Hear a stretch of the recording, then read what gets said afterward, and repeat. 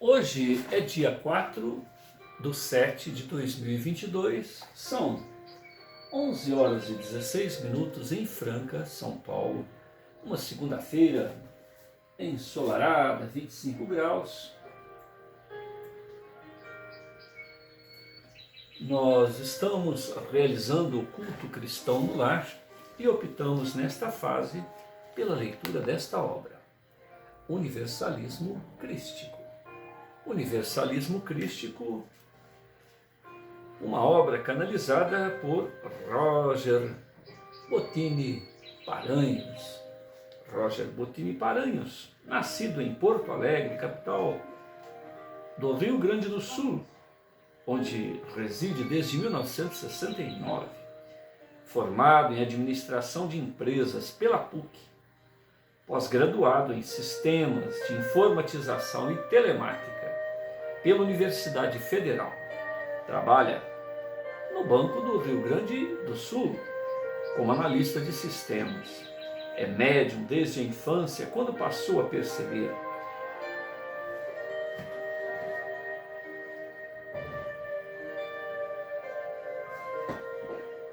a presença de espíritos necessitados e, posteriormente, convidado pelos espíritos superiores para um trabalho que ora realiza pela divulgação das verdades imortais. Atualmente dedica-se em especial missão de promover e divulgar a visão espiritual do terceiro milênio, Universalismo Crístico, que é justamente o tema central desta obra.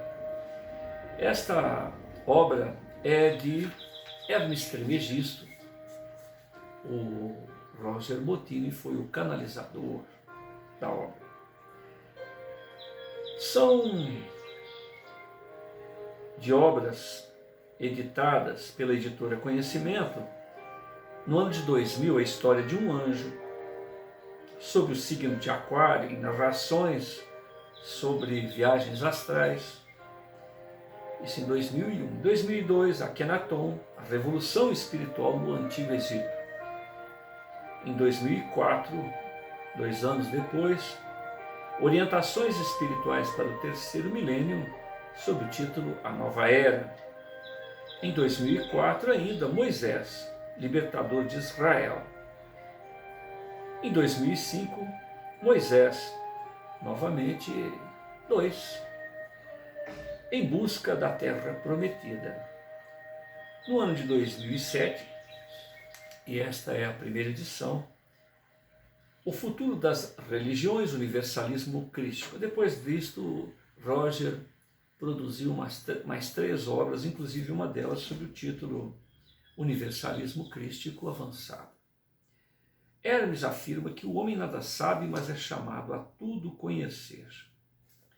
Universalismo Crístico é um livro profético que procura preparar a humanidade para a visão espiritual do futuro. A busca consciente de espiritualidade em oposição à submissão atual, que escraviza ao invés de libertar.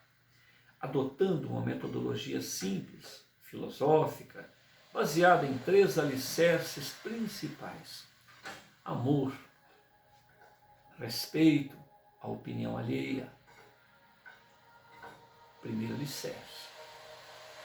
Segundo alicerce, saber que somos espíritos imortais, que reencarnamos e estamos durante todo este período em que estagiamos nesse processo evolucionário, sujeitos a uma lei do eletromagnetismo denominada lei do karma. E o terceiro alicerce é acompanhar, deixar a mente livre para que as novas descobertas, o evolver da própria compreensão humana a respeito de tudo que nos cerca e a respeito de si próprios, seja uma constante. Enfim, que sejamos eternos aprendizes, quais crianças que estão de mente sempre aberta ao novo, sem nenhum preconceito, paradigma, circunstâncias essas, dogmas, que na verdade se tornam cabrestos. Até aqueles que nós denominamos como cientistas transformaram a ciência em religião, adotando justamente aquilo que menos interessa no aspecto espiritual, que é o dogma, o paradigma, os pensamentos prontos, onde sequer se pode questionar os valores apresentados há décadas, há séculos, há milênios, e muitas das vezes determinados conceitos são provenientes de enxertos, de colocações temporárias que este ou aquele seguidor em determinada época, né, adicionou aos valores primeiros do idealizador, ou do canalizador, ou do médium, digamos assim, do profeta, que apresentou aqueles conceitos que trazem uma verdade imortal. Todo conceito que o tempo, que o raciocínio, que a compreensão humana descobre que aquilo não faz sentido, como poderia ter vindo da fonte primeira do Criador, que fez leis eternas e não leis temporais. Os conceitos exarados por Jesus são conceitos ad eterno, conceitos que serviram na época em que foram exarados, que servem hoje, que servirão em qualquer fase em que estagiemos nesse processo evolucionário. Em Desdobramento Espiritual, Roger Bottini Paranhos visita esferas espirituais superiores e regiões sombrias do astral inferior para justamente obter a opinião dos mestres da luz e magos negros sobre o universalismo crístico. Em uma segunda parte, Hermes, que é o autor desta obra, narra a ação dos precursores da nova era para implantar na Terra a visão espiritual do terceiro milênio, com uma leveza e idealismo emocionantes. Em uma história romanceada, um jovem denominado Rafael, orientado pelo alto ao lado de sua alma gêmea, Érica, impressiona multidões com a sua sabedoria e lucidez espiritual, inspirando os idealistas, silenciando ortodoxos mais retrógrados. Então, nesta segunda parte, Rafael se une com 17 anos, um rapaz magro, esguio, cabelos longos ao ombro, uma serenidade e uma postura que poderia se afirmar que é uma alma antiga em um corpo jovem. Alguém que nasceu à semelhança de Siddhartha Gautama em um local lá em São Paulo, capital, privilegiado, uma área nobre, filho de um próspero vendedor de seguros e uma genitora que vive o imediatismo e os valores temporais numa atitude sempre superficial em relação aos valores espirituais, mas que curte bastante a vida material. Rafael gera no seu genitor uma preocupação, porque afinal de contas todo aquele patrimônio acumulado chegará um dia que estará às mãos do garoto, do jovem. Parece que ele é filho único. E com isso o genitor se esforçou tanto, para ter o melhor, para oferecer de melhor para a esposa e para o seu filho, e ele percebe que se trata de um jovem que está mais atento aos valores espirituais do que na lide diária, na aquisição de valores materiais. Então ele vê um jovem, um senhor, um pregador na praça, deslocadamente, berrando, para compensar talvez a falta de um microfone de boa qualidade. E com isso ele resolve procurar Rafael na intimidade de sua casa.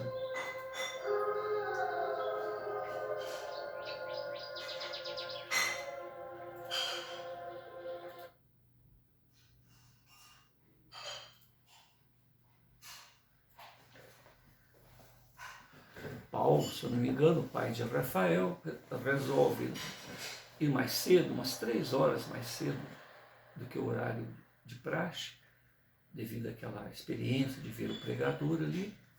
E ele vai conversar com Rafael e percebe que o filho, longe de ser uma pessoa desatenta, pelo contrário, ele sabe muito bem os valores, a importância da vida material, mas o seu foco realmente é a parte espiritual.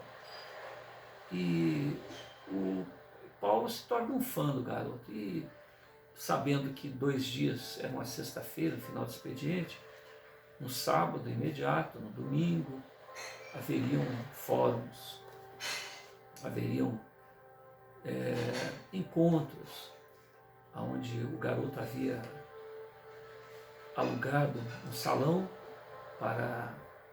Ele tinha sua mesada, né? Portanto tinha liberdade de gastar como queria. Então ele fez um fórum na companhia dos amigos Tadeu, Eduardo, Érica, para que expusesse os seus pontos de vista, justamente o tema desta obra, o universalismo crístico. E o pai vai escondido lá no cantinho do salão e assiste toda a exposição do garoto. E com isso ele percebe que realmente estava totalmente equivocado em relação à superficialidade, ou à leviandade, ou à imaturidade do jovem. E com isso ele conversa com o Rafael no final daquela apresentação.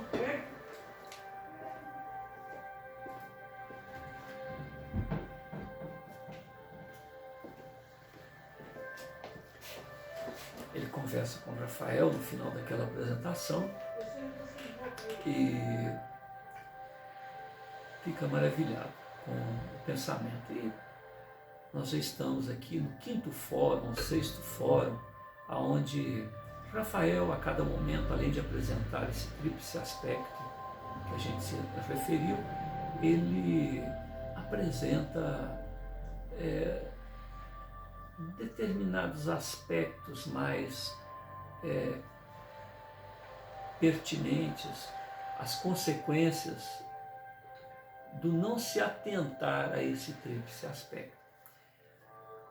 E nessa oportunidade, a página 224, Rafael, ele está em sua casa, à beira de sob um quiosque, à beira de uma árvore, da piscina, e os amigos, né, que a gente se referiu, Tadeu, Eduardo, Érica, e a namorada, vamos dizer assim, de Tadeu, Laura,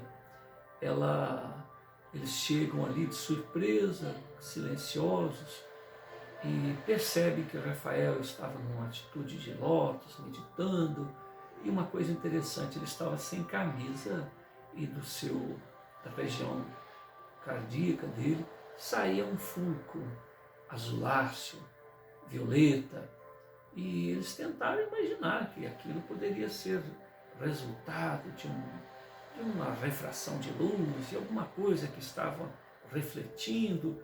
E as meninas, né, Érica e Laura, contornam o corpo de Rafael e percebem que aquilo realmente estava acontecendo. É como se fosse um abajur. De dentro para fora, Rafael estava iluminado. E aquele fenômeno Laura nunca havia presenciado, estava pouco afeita, pouco acostumada a acompanhar Rafael fora do ambiente escolar. E como ele estava namorando Tadeu, a convite dele, ela foi até vamos dizer assim, a mansão, né, de Rafael, e ali ela presencia aquele fenômeno, e Rafael, aparentemente não tendo percebido a presença deles, ele continua ali na sua atitude meditativa, e logo depois que eles observam esse fenômeno luminoso que sai do peito dele, Rafael conversa com os quatro, diz o seguinte: olha, os olhos materiais estão impedindo vocês de ver o real fenômeno que está acontecendo. E então fechem os olhos. Mas antes de fechar os olhos, eles observam que, a semelhança do que acontecia com Francisco de Assis, animais, insetos, borboletas, se aproximam do Rafael e ficam ali rodeando ele, e aquilo causa um pasmar naqueles quatro jovens.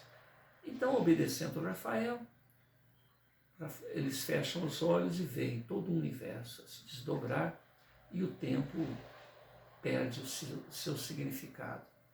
Não se sabe quantos minutos eles ficaram ali, mas que a nível espiritual que eles vislumbraram sob a presença de Rafael, uma vez que fecharam seus olhos, eles nunca mais vão esquecer.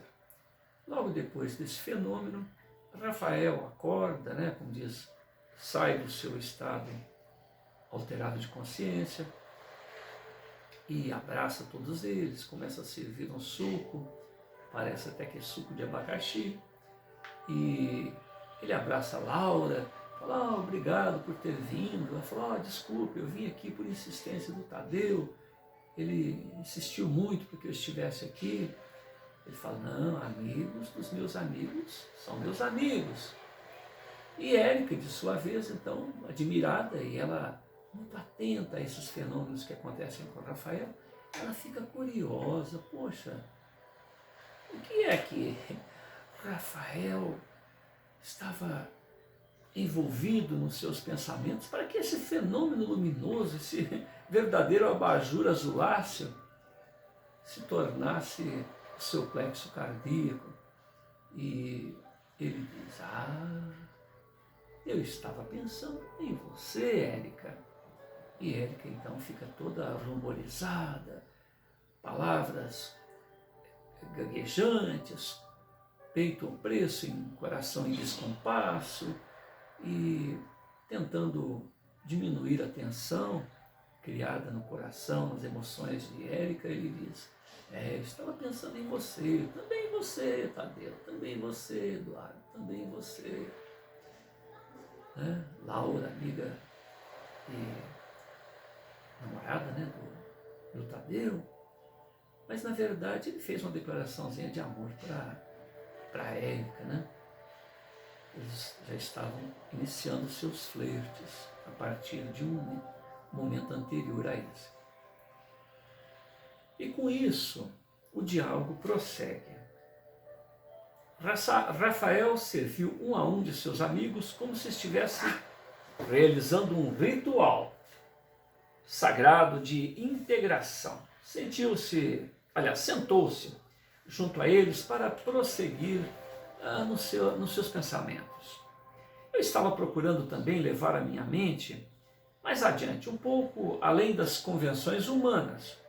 Nós somos o que pensamos, repetindo, nós somos o que pensamos. E por isso eu gostaria de ter, ou de ser, um pouco mais do que já sou. Eu me refiro àquela nossa tão debatida visão espiritual da necessidade constante da evolução. Já temos certeza de que nossos 5 sentidos físicos não são suficientes para nos revelar a ampla realidade do mundo espiritual. Portanto, estou a cada dia procurando me desligar dos sentidos físicos e procurar quebrar paradigmas de minha mente para chegar um tanto mais adiante. Foi assim que comecei a compreender a vontade do alto no que diz respeito ao universalismo crístico. Agora que descobri o caminho, não quero mais parar. Tadeu concorda numa aquiescência através de um gesto de cabeça e assim diz: os grandes pensadores da história só conseguiram realizar o que realizaram com uma disposição de espírito semelhante a essa, Rafael. Rafael aquece serenamente com a cabeça em relação às palavras de Tadeu e continua: é certo que não encontraremos todas as respostas dentro de uma única lide espiritualista, religião, seita, mas em nossas mentes e em nossos corações, porque nem tudo que sentimos são palavras para descrever. Precisamos realizar a caminhada pela via interna, assimilando o que há de melhor dentro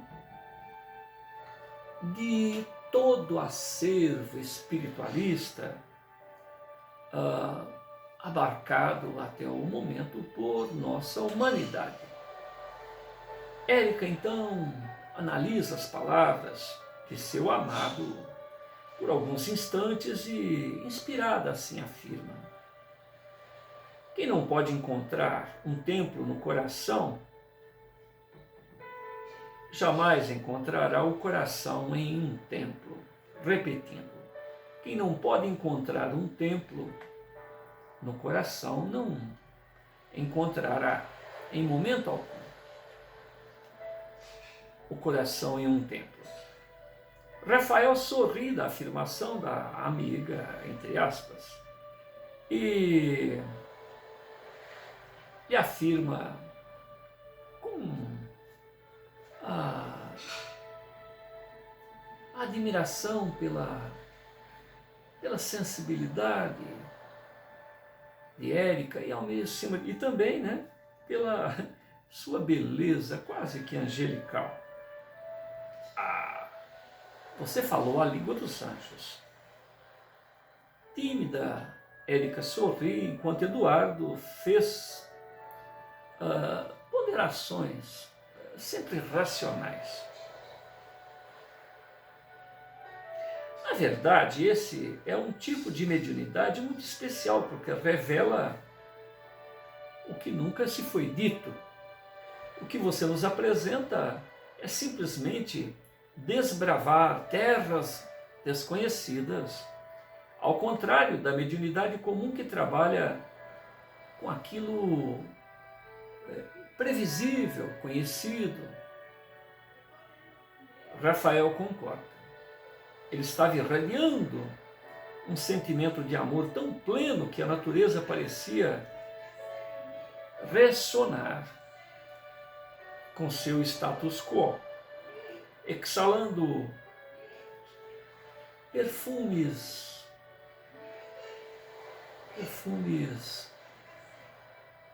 e vibrações particularmente especiais. É exatamente isto, Eduardo, diz Rafael. Somos espíritos imortais em processo evolutivo. Não posso me conformar com a ideia de que não existe nada mais a ser descoberto em termos de espiritualidade e de raciocínios os mais diversos. Érica, então, com um brilho especial no olhar, questiona: se você consegue ver mais além, por que não faz ou por que não traz as respostas de que precisamos para defender o universalismo crístico? Rafael medita e responde: não é tão simples assim, Érica. Os mestres espirituais só conseguem nos fazer ver aquilo que temos capacidade para compreender. Lembre-se de Jesus. O fardo é proporcional aos ombros de quem o pode carregar. Lembremos Chico Xavier, ele questionado a respeito da verdade, se ele mente alguma vez, se ele como diz, fala o que tem que ser dito. Chico diz que em algumas oportunidades protela a verdade até o momento oportuno. Enfim, ele não nega, ele não sobrecarrega, não afronta as consciências se não estão preparadas para aquelas informações. Ele aguarda o momento oportuno. Então, Érica, não é tão fácil dobrar todas as nossas crenças atuais. As nossas percepções certamente são bem limitadas. Além disto, existe a ação coercitiva do nosso subconsciente que trava a nossa mente, sem nem mesmo percebermos esta sua ação. Rafael suspira, decepcionado com as limitações da consciência humana.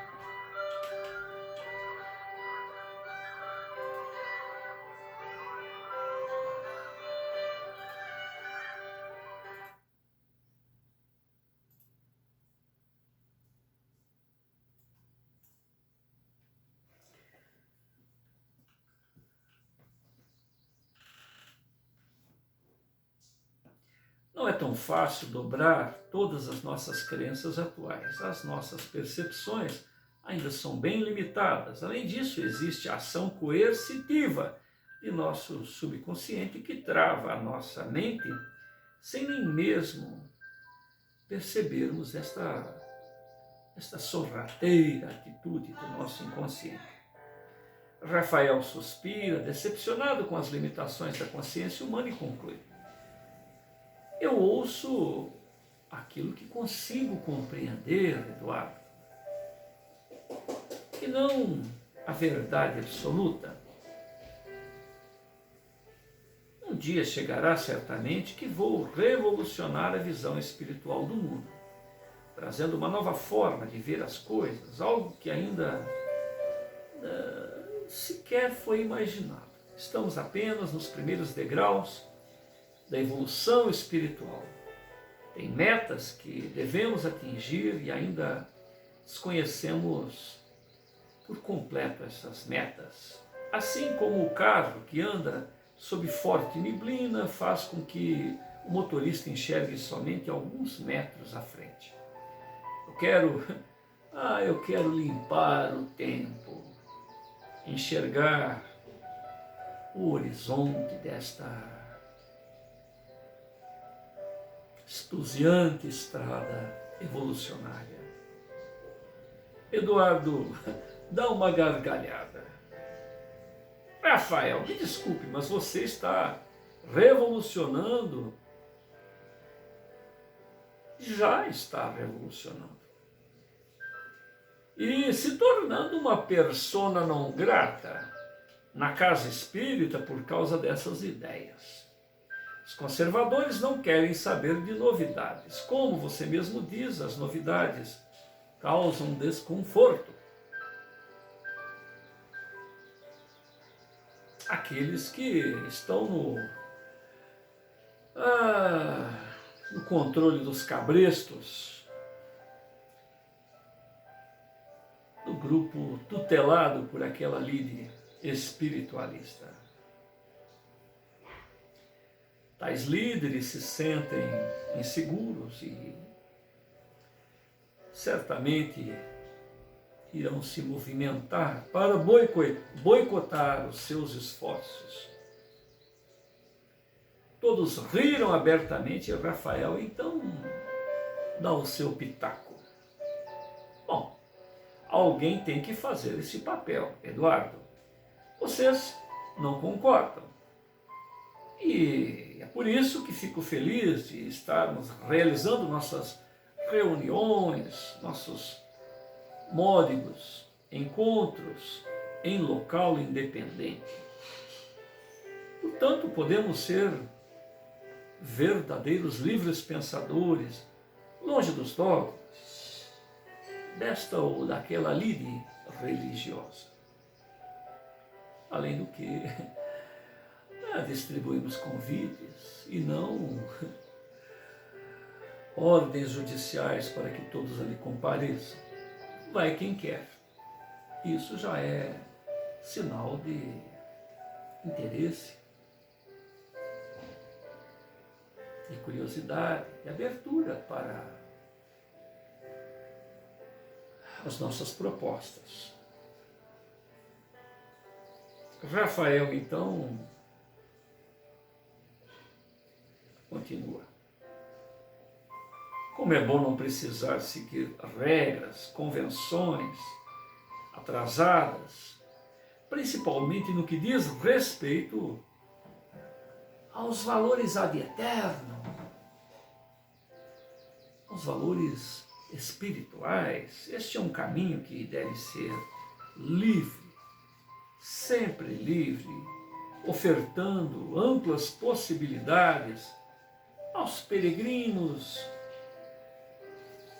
em busca da própria iluminação. Rafael para por alguns instantes e assume um semblante entristecido. Depois olha para os amigos, meio decepcionado, e faz uma revelação. Oh, meus amigos, eu não me sinto bem quando estou assim tão acordado. Mas ao olhar ao meu redor, vejo que todos dormem. Como eu gostaria de poder despertá-los para uma visão renovada, para o que poderia dizer verdadeira vida. Laura, novata no grupo, apenas ouvia tudo sob forte impressão. Tudo aquilo era muito novo, estranho, envolvente, certamente. Então ela resolve esvaziar suas dúvidas e pergunta: estou comovida com este seu pensamento, Rafael. Não imaginei que as ideias religiosas de vocês tinham este objetivo. Quando o Tadeu me falou, não tive noção da amplitude do que ouço de você. Eduardo olha para Laura e dá o seu pitaco.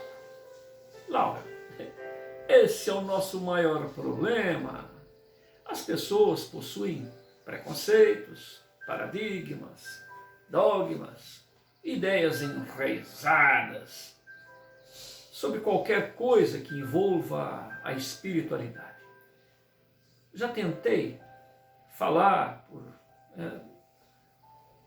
oportunidades diversas com pessoas de diferentes posturas existenciais, e qualquer coisa que se diga que envolva espiritualidade, e percebi que logo elas interpretam que se trata de mais um profitente maníaco de uma outra crença religiosa,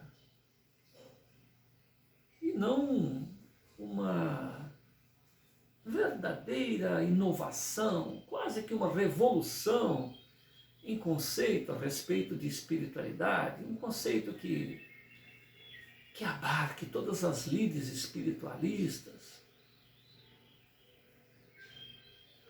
Érica volta-se para Laura, que estava ao seu lado, no sofá do quiosque, e diz: é isso mesmo, minha amiga, estamos numa luta muito difícil. O objetivo é traçar um roteiro espiritual inovador, focado na busca da espiritualidade de cada um. De mim para mim mesmo, de tu para ti mesmo, dele para ele mesmo, e assim cada um de per si, alçando voos ad eterno, sob o influxo e inspiração do autor da vida e seus prepostos.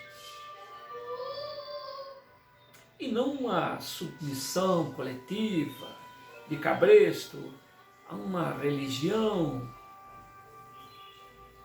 enxertada de conceitos temporais por décadas, séculos e milênios.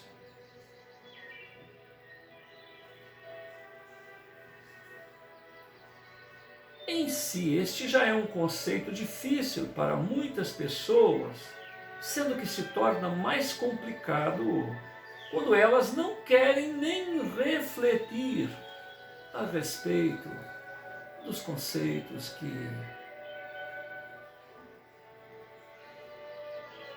foram doutrinadas e nos quais se acomodaram. O bloqueio, portanto, é muito grande, Laura. As pessoas foram habituadas e não pensam nada a respeito dos dogmas a que estão vinculados em suas lides espiritualistas, em suas religiões. Seguem regras como se a sua consciência estivesse vinculada a um opressor,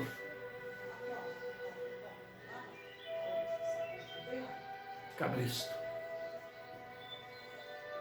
O preço a ser pago agora por nossa humanidade é esta imensa dificuldade em realizar reflexões a respeito do valor essencial de cada um de nós. Os valores espirituais, a compreensão de si próprio. Há todo um oceano a ser desbravado neste sentido. O Rafael concorda com as palavras de sua pretendente e sai deste assunto para outro.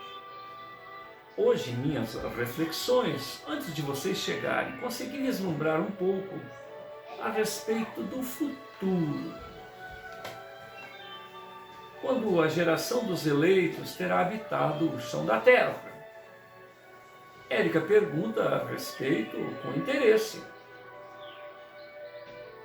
Você diz do final da transição planetária, da transição para esta nova era, isto há algumas décadas, certamente.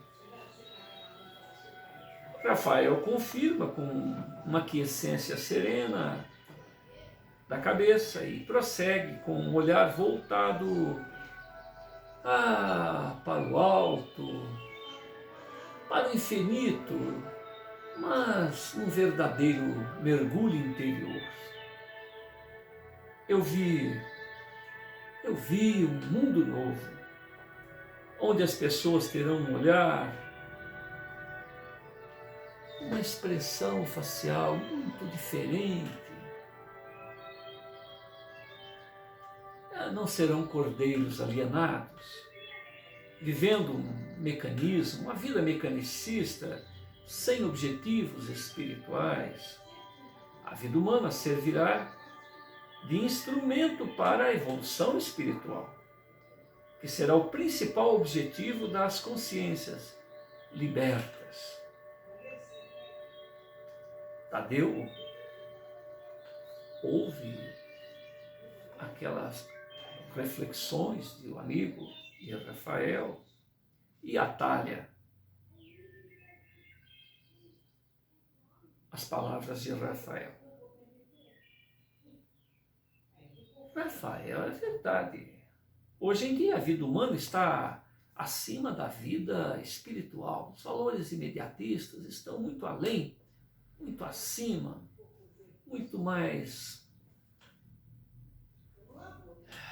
buscados do que aquilo que permanece junto a nós mesmos em todos os instantes de nossa jornada aqui na Terra ou no mais além. A humanidade perdeu o verdadeiro sentido da vida, é triste dizer isso, mas somente o que separa os homens dos animais é a suposta racionalidade. Porque os objetivos da vida dos homens não diferem muito do destino dos próprios animais. Comer, dormir, atender aos impulsos instintivos e deixar ali a sua ascendência biológica sem nenhum avanço interior no que se refere à espiritualidade. Rafael concorda com um gesto tranquilo e continua. O mais chocante é que isso que você afirma não diz respeito somente aos ateus, aos agnósticos, porque os que professam qualquer religião também estão muito distanciados desta visão espiritual. Em geral, quem confessa ou quem diz professar alguma fé, o faz por formalismo, uma questão cultural, uma tradição familiar, um gesto, quem sabe, para agradar ao Criador, porém de uma maneira formal, ou até mesmo para apresentar o seu rosário de pequitórios. Laura pensa um pouco e diz, é verdade, já ouvi até um absurdo na minha família de que deveríamos crer em Deus e realizar um culto a Ele para que não aconteça nada de ruim e que sejamos ouvidos no momento da aflição. Rafael continua naquele semblante pesaroso e diz com voz suave, mas um tanto carregada de indignação, que Deus seria esse que vive dentro de um triste padrão de mesquinharia, como se tivéssemos que comprar as suas dádivas. Rafael então sacode a cabeça num sinal de reprovação e conclui. Essa é uma visão aceitável dentro de uma sociedade tribal e não às portas do terceiro milênio.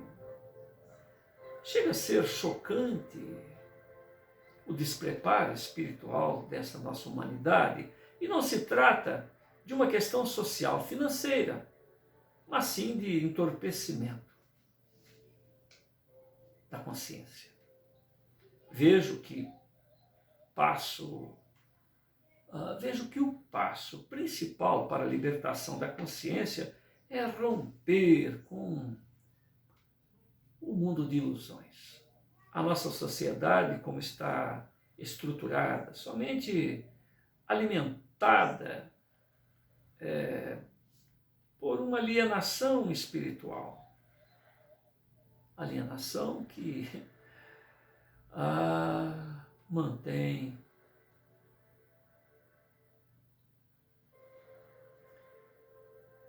a fortes nacos de novas e novas ilusões. Um exemplo disso são os telejornais que se concentram em política, economia e esportes quando falam em religião. É apenas de uma mera maneira formal. Já o questio, ou quesito espiritualidade, nem é abordado como se as religiões fossem somente instituições para consolar, agremiar parcelas do povo dentro de determinadas e engessadas estruturas ideológicas. Rafael medita mais alguns instantes e depois volta a falar, enfocando outro assunto que lhe intrigava. Meus amigos, eu também vi um anjo. Érica sobressalta-se e prossegue numa atitude de expectação, mãos úmidas, ansiosas. Você se refere àquele mesmo anjo que conversou contigo à beira da piscina? Rafael concorda e Rafael aquece, confirma o pensamento de Érica e continua com seu olhar voltado para o horizonte, mas que visivelmente estava mergulhado no imo de si próprio. Érica, sim, ele se chama Gabriel, está reencarnado entre nós.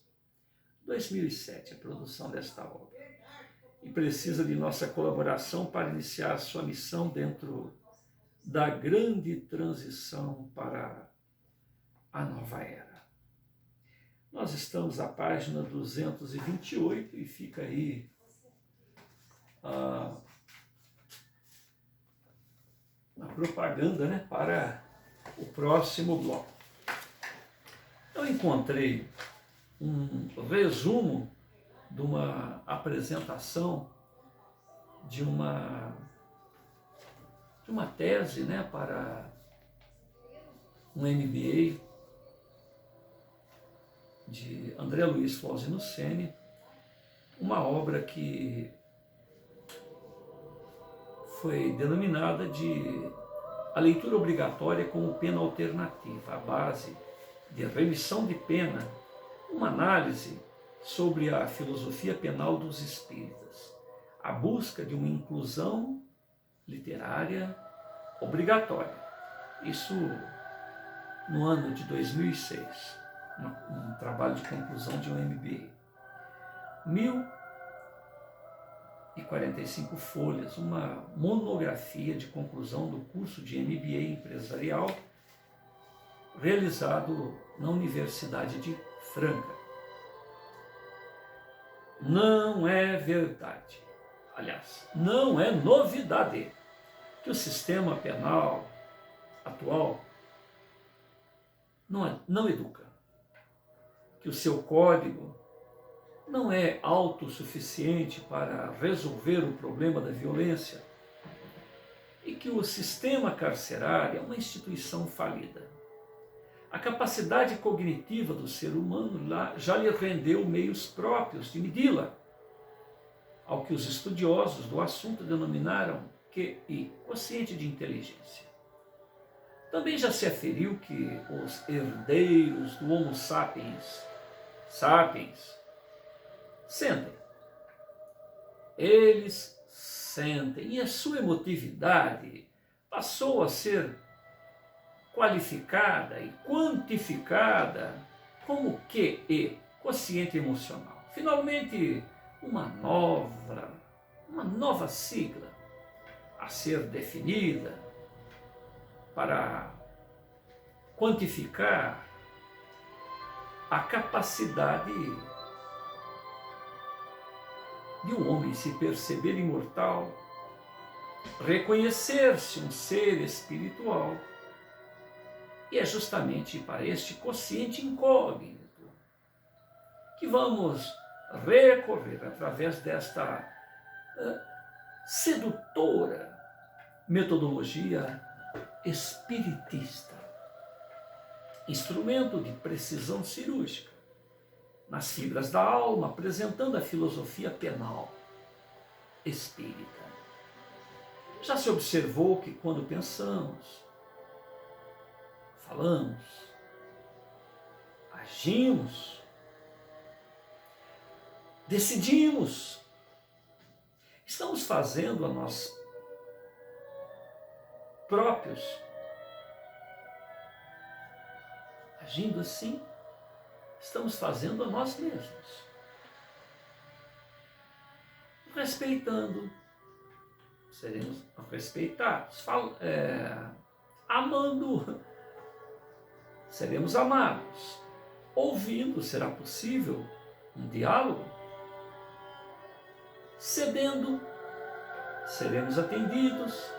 Tratando o semelhante como pessoa. Imprevisível, certamente, uma vez que improvisar é uma das capacidades humanas, também seremos olhados por estes nossos interlocutores como pessoas. Como recente ferramenta jurídica conquistada pelo direito que se chegou às penas alternativas. Damásio de Jesus lista 53 tipos de penas alternativas aplicados nas legislações estrangeiras. E, através da Lei 9.714/98, 10 tipificações são aplicadas na legislação da nação brasileira. Isso nós estamos lembrando que nós estamos no ano de 2006. Da Vara Especial de Penas Alternativas, VEPA/PE, Pernambuco, o doutor Flávio Augusto Fontes de Lima, com jurisdição em Recife, e sua região metropolitana, através da portaria número 1/2002, dispõe da concessão de remissão de pena por estudo. Cada povo busca se humanizar e humanizar sanções. Aos destoantes deste esforço comum, descobrimos que somos seres eminentemente sociais e só nos realizamos compartilhando experiências. Só perdeu tudo aquele que perde a fé. O livro, companheiro, atencioso, jovial, imortal, que sempre nos aguarda. Ler mantém viva a fé. Afinal, o outro chegou lá e nos deixou rastros luminosos a indicar um roteiro seguro. Portanto, sigamo-lo, improvisando certamente em meio à estrada o nosso próprio jogo existencial, as nossas próprias inovações.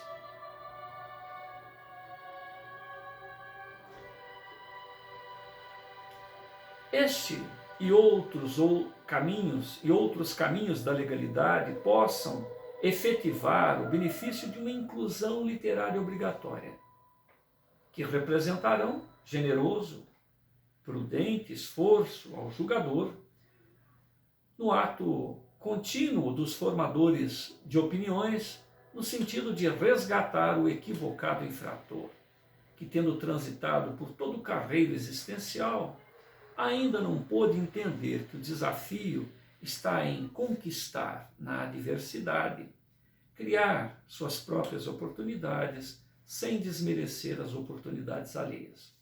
Palavras-chave: leitura obrigatória, remissão, pena alternativa, filosofia penal espírita.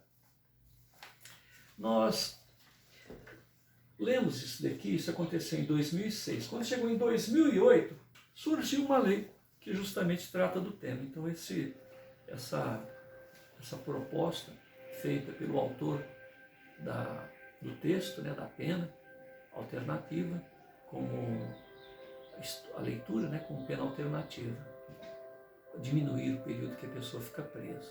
Isso virou um fato. Isso foi em 2006, 2008 surgiu uma lei no mesmo sentido.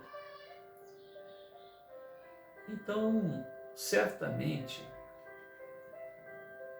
nós temos nas experiências alheias, no ato de misericórdia de um meritíssimo, no ato de misericórdia de nossas vítimas, quando nós é que somos autores dos equívocos, onde prejudicamos a terceiros, nós observamos as atitudes dessas pessoas, atitudes nobres, e certamente todos nós, isso é conquista recente da neurociência, nós temos dentro de nós mesmos as chamadas células neurônios de espelho, que é a semelhança do que acontece num cardume, num bando de pássaros, na formiga.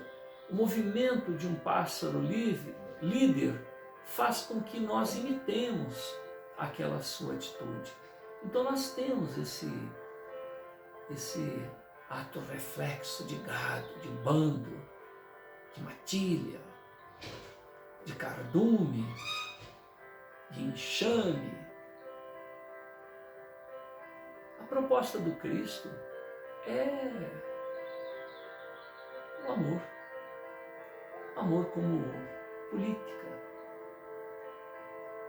Quais são os sistemas políticos que temos no planeta Terra? Socialismo, capitalismo, imperialismo, reinado.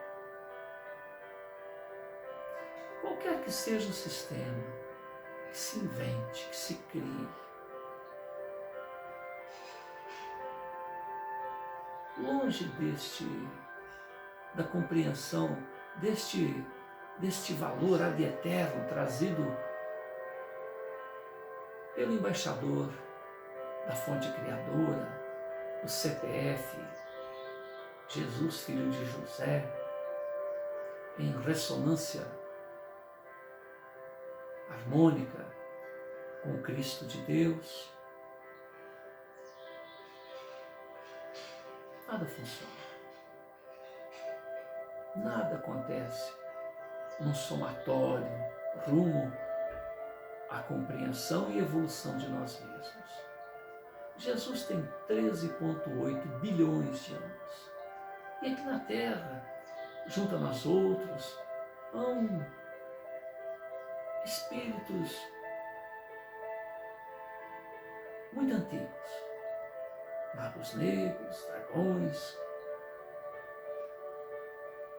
e uma mente perversa, com 18 bilhões de anos, que estão aí cumprindo seu papel, porque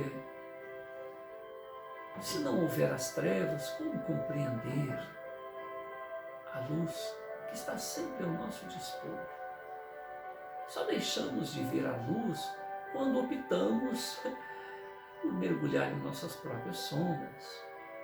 Optamos em levar a nossa vida longe da solidariedade, da beneficência, do amor ao próximo, de gratidão pela vida, pela imortalidade, pelo livre-arbítrio, pelo direito de escolher, até mesmo para atrapalhar a vida dos outros. E a essência de toda lide religiosa, de toda lide espiritualista, é justamente esse valor que Jesus, após evolucionar, se tornar um espírito puro, um bom espírito, ascendeu um tanto mais e se tornou um espírito crístico. E há 4,5 bilhões de anos tomou sob a sua luz, a sua tutela, a sua guarda, os nossos corações. Muitos de nós somos degredados de outros órgãos.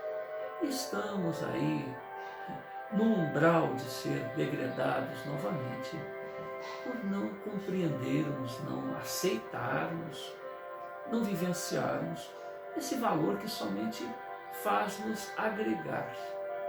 Temos que entender que amar é muito mais que um sentimento, é muito mais que uma opção, é um empoderamento. Jesus, com 13,8 bilhões de anos, tem mais autoridade do que espíritos perversos mais antigos que ele.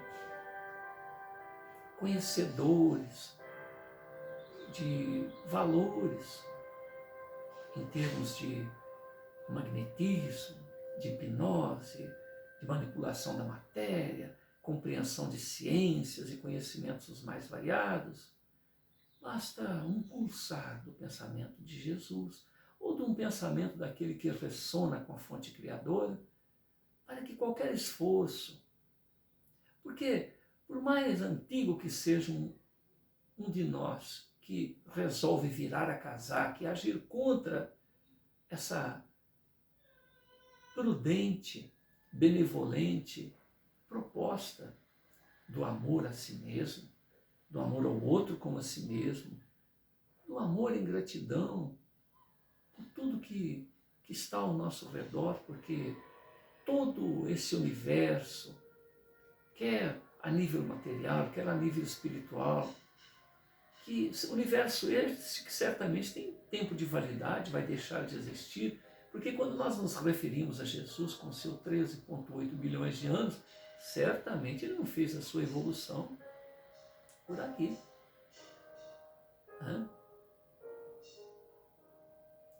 Então, a gente não tem ideia do que representa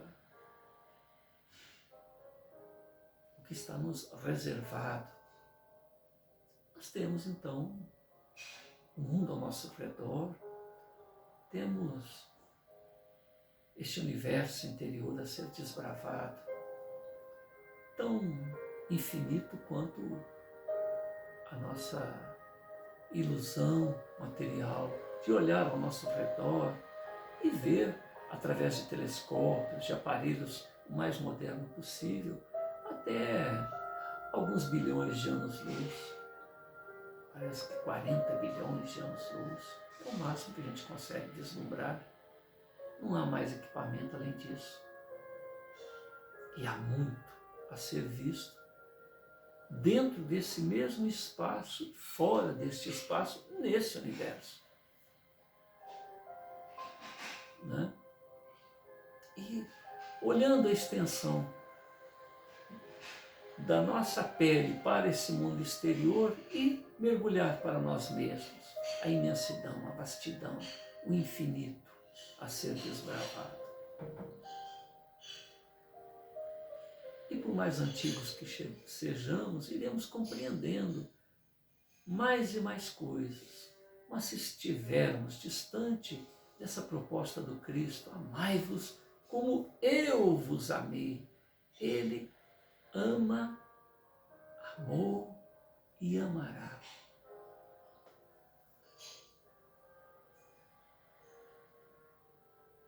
Eu vos amei. Primeiro ele deu exemplo. Mas a profundidade desse exemplo a gente não consegue imaginar. Mas que a gente se ame como se ama a si mesmo, já dá para ter uma ideia de fazer ao outro aquilo que não gostaria que fizesse a si próprio, ou fazer ao outro aquilo que desejaria que fosse feito a nós mesmos se estivéssemos naquela condição. Não tenho dinheiro para distribuir, tenho um sorriso, uma vibração positiva. Quer entrar? Então, quando a gente está vendo essa visão de Rafael, que fala a respeito de um indivíduo que está reencarnado nessa época, na mesma época em que esses 318, a semelhança do próprio Roger Bottini, desse indivíduo, desse moço chamado Rafael,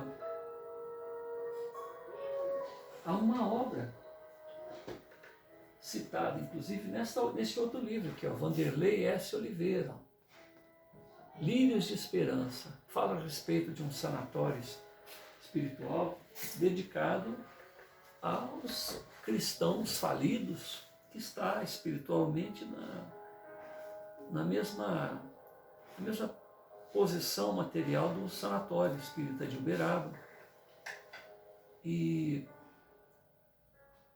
ali fala alguma coisa nesse sentido, de um grupo de pessoas que vieram, que reencarnaram para apresentar essa visão renovada da vida, mas que mergulharam aí, né, no imediatismo, iludidos com as coisas da terra. Mas, de qualquer maneira, o anjo, né, o Gabriel, está aí, encarnado e que tem aí uma proposta existencial, quer os seus precursores tenham ou não preparado o terreno. Né? Eu, particularmente, tenho visto um rapaz, Pedro Augusto, um grupo universalista que tem toda uma coragem semelhante ao que acontece com esse menino chamado Rafael e que faz afirmações canalizado por Akhenaton, por Hermes Trismegisto, o mesmo autor desta obra, por Ramatiz, por tantos e tantos outros, e que tem sido bombardeado por espíritas, por ateus, por evangélicos, por universalistas, e no entanto ele se mantém tranquilo, sereno. Então, eu estou lendo essa obra junto com vocês. Eu não li, eu não sei como encerra o texto, mas eu vejo uma semelhança muito grande entre a proposta dessa obra, a chegada desse anjo, e o que representa a pessoa de Pedro Augusto, no Rio de Janeiro, em seu grupo chamado Plataforma de Oração. Recentemente, Osho e Akhenaton afirmam que no plano espiritual tem uma colônia chamada justamente Plataforma de Oração. Então fica aí as minhas observações pessoais, pedindo perdão inclusive ao Roger Bottini por estar aí estudando sua obra e fazer um link, né, entre as duas partes, mas o Roger, para mim, é objeto de pesquisa, a gente garimpa na obra dele, Vanderlei também, e agora eu estou fascinado, vislumbrado pelos apontamentos, pela coerência, pela profundidade e, acima de tudo, a autoridade moral que Pedro Augusto e sua companheira, né, e sua cunhada, num processo audacioso, um processo realmente inovador, vem apresentando os valores espirituais, confrontando justamente os dogmas, paradigmas, manias e cabrestos que todas as lentes espiritualistas têm apresentado até o momento. Então, quando eu identifiquei uma semelhança entre o que eu estou lendo e o trabalho desse rapaz, fica aí a nossa observação. E é o tempo que vai confirmar, ou não, aquilo que nós estamos dizendo. De qualquer maneira, eu vejo o trabalho de Roger com muita profundidade, muita sinceridade, muito amor, muita interação com a fonte criadora. Vejo o trabalho de Pedro Augusto da mesma maneira, vejo o trabalho de Vanderlei S. Oliveira. Enfim, vivemos tempos decisivos, que cada um de nós esqueça essas manias, essas bobeiras de colocar preconceitos em qualquer aspecto da vida. E como diz esse trabalho, esse MBA do André Luiz, que nós ofertemos aos nossos apenados oportunidades, né? Se vão aproveitar ou não, o Pai Celestial faz isso pela gente. Cada um responde por si, afinal de contas, todos somos imortais e dia, momento oportuno haverá em que nos acertaremos com a própria consciência. Muita paz a todos.